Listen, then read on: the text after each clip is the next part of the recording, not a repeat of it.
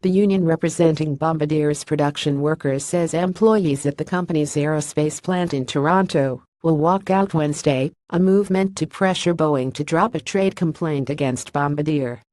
For National President Jerry Dias said in a statement that the rally is intended to give workers a voice during the ongoing dispute between the two companies. He said Bombardier workers are well aware that Boeing has no case and that workers will end up paying the price as corporations fight this out. Boeing has filed a trade complaint accusing Bombardier of selling its Xeris passenger jets to a U.S. airline at an unfairly low price with help from government subsidies. The U.S. International Trade Commission will release the preliminary results of its investigation next week, and a finding against Bombardier could result in fines or tariffs.